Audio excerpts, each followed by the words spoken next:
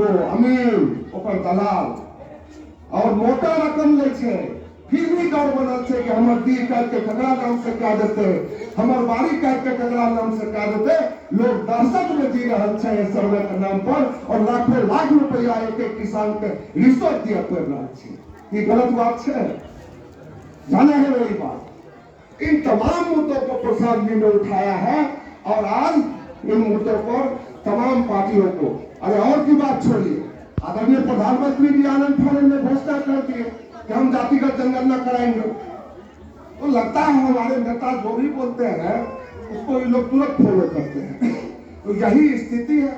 इन तमाम बातों को मद्देनजर रखते हुए हम एक बात आप लोगों से कहना चाहेंगे, विनती करेंगे, अभी ये कोई चुनावी सभा नहीं है, न हमारे कोई प्रत्याशी इस सभा में बैठे हुए हैं, घोषित प्रत्याशी जो भी है वो अघोषित है, भावी है, संभावित है। हम अभी उस मुद्रा में नहीं आए हैं आपसे वोट मांगने कि आपको लगेगा कि कुछ बोल के हमारा वोट ठग रहा है, इस बात को मन से निकाल लीजिएगा। हम आपके दिमाग को खोलना चाहते हैं, हम इस व्यवस्था के खिलाफ लड़ रहे हैं, हम सरकार के खिलाफ नहीं लड़ रहे, इस व्यवस्था को बदलने के लिए प्रशांत जी लड़ाई लड़ रहे हैं और उस लड़ाई में आपका सहयोग चाहिए। वोट भी होगा, वोट भी होगा, तो वोट भी होगा। जब वोट का समय आएगा हम आएंगे आपके बीच। अगर हम लोगों का कार्य अच्छा होगा, हम लोगों का नीति सिद्धांत अच्छा होगा तो निश्चित आपको खुद वोट दीजिएगा, हमको विश्वास है कि आप दीजिएगा। आज मैं आपको बताना चाहता, इस सरकार बहुत लंबा लेख खींचेंगे चूंकि आप लोग लंबे समय से हैं। इस सरकार की नीति, कथनी और करनी, नीतीश बाबू हर जगह सभा में अपनी पीठ थपथपाते हैं। बिहार में मैंने बहुत बड़ा काम कर दिया, शराबबंदी। गांधी जी के सपना को साकार कर रहे हैं शराबबंदी करके। लेकिन स्थिति यह है बिहार में शराबबंदी लागू नहीं है, केवल उसका कानून लागू है। इस बात को एक एक व्यक्ति जानता है। अगर आपके घर में 2-4 मेहमान आ जाए तो दूध खोजने में आपको 4 घंटे का समय लगेगा, फिर भी सही दूध मिलेगा या नहीं मिलेगा इसमें संदेह है। लेकिन अगर शराब की जरूरत है, आप एक कॉल कीजिए, आपके तकिए के नीचे शराब पहुंच जाएगा। ये स्थिति शराबबंदी की है और इसको सारे लोग जानते हैं। नीतीश बाबू, रोजगार तो आपने दिया नहीं, लेकिन नौजवान बच्चों को जो भावी हमारे भविष्य थे उसको आपने तमाम तरह के शराब बेचने में, कोनेक्स बेचने में, टेबलेट बेचने में लगा दिया और उस बच्चे का भविष्य खराब हो। आप नीतीश बाबू कहते हैं शराबबंदी से बिहार की महिलाएं बहुत खुश। हम पूछना चाहते हैं आपसे, हमारी पार्टी आपसे सवाल खड़ा करना चाहती तो वो लाखों लोग जो जेल में हैं बंद शराब पीने के जुर्म में या शराब बेचने के जुर्म में, उनके घर में उनकी पत्नी, उनकी बेटी क्या हंसती होगी या रोती होगी? मैं सवाल पूछना चाहता नीतीश बाबू से। क्या खड़ा कर दिया आपने तमाशा? अगर इतना ही अच्छा चीज था तो बगल में जो आपकी सहयोगी पार्टी बीजेपी है उसकी सरकार उत्तर प्रदेश में, क्यों नहीं वहां जोगी लागू करता है जो वहां का मुख्यमंत्री है? सवाल इससे नहीं है, ये बहुत बड़ा खेला है। मैंने अभी आपको कहा कि लालू यादव कोई काम डंके की चोट पर करता था, खुलेआम करता था। इस आदमी के पेट में दांत है, ये छिप छिप के काम करता है। ये शराब माफिया का एक बहुत बड़ा रैकेट है जो पैसा ब्यूरोक्रेट्स के पास जाता है, नेताओं के पास जाता है और इसी से इन लोगों की पार्टी चलती है, इसी से इनकी पार्टी चलती है, दल चलता है। बड़ा बड़ा शराब माफिया जो है ट्रक से शराब जब बंदी है आता कहां से? हमको ही बताया जाए, जब बंदी है तो नीतीश बाबू आता है कहां से? बंदी था 5 किलो, आया था 20 किलो, कैसे हो गया? तो आप सभी लोग जान रहे हैं इन सभी बातों को। इनका जो खेला चल रहा है हर जगह, भ्रष्टाचार चरम पर, कहीं शासन सत्ता सियासत का इकबाल खत्म हो गया।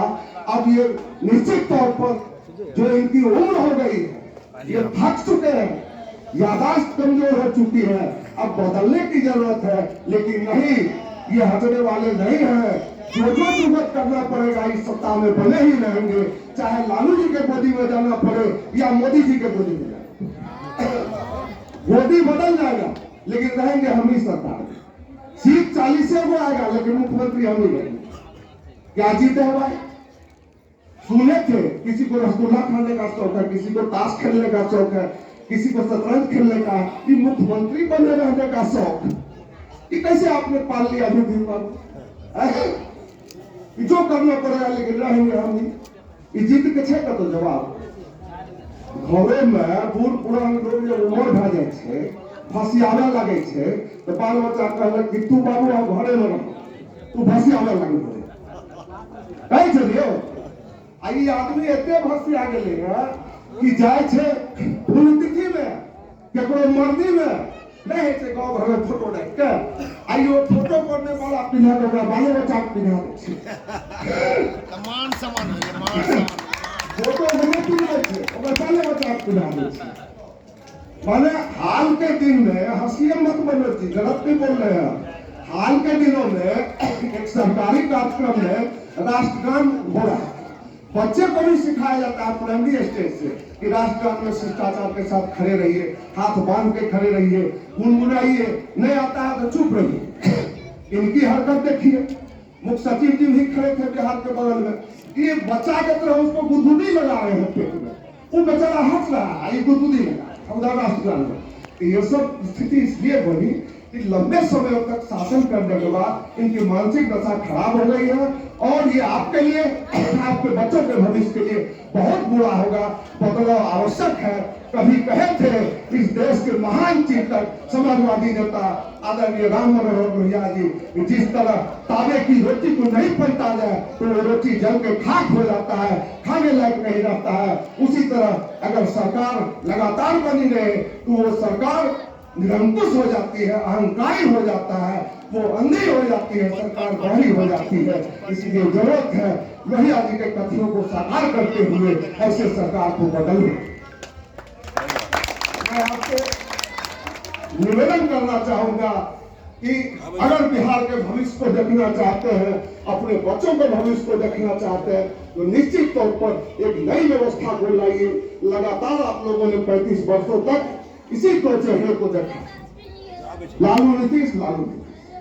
जब चुनाव आते, चुनाव आएगा, इधर नीतीश बाबू का लोग खिला देता है, लालटेन में ले दिया, नहीं तो फिर ज्यादा बार करने लगता है, सब जाते उन्हें लालटेन वाला कहला, हे भाई हम नहीं रहेंगे तो मुसलमान को रहने देगा क्या बिहार में, भगा देगा सबको।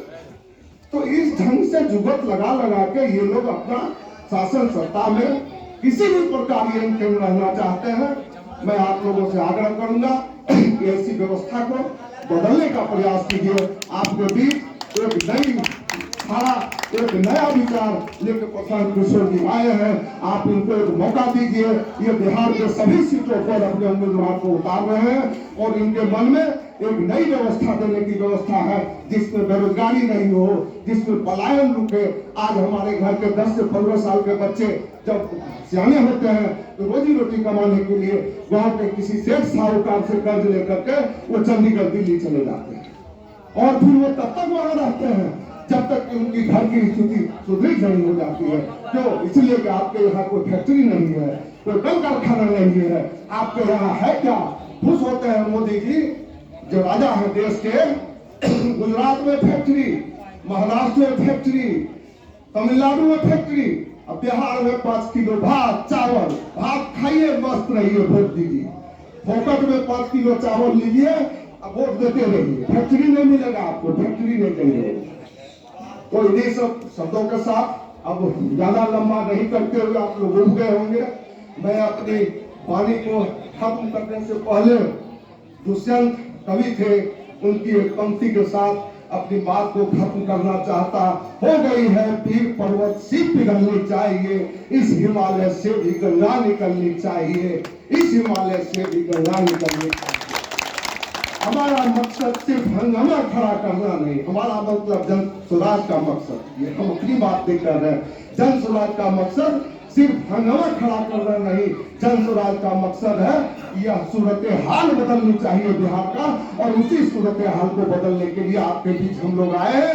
हमारे बीच सभी अनवर साहब आए हैं और हमारे मुखिया जी सम्मेलन कराए। अभिनव जी बहुत बहुत बधाई, धन्यवाद सारे लोगों को। आप बैठे हुए माताओं बहनों, यहाँ उपस्थित सभी लोगों को प्रणाम सलाम।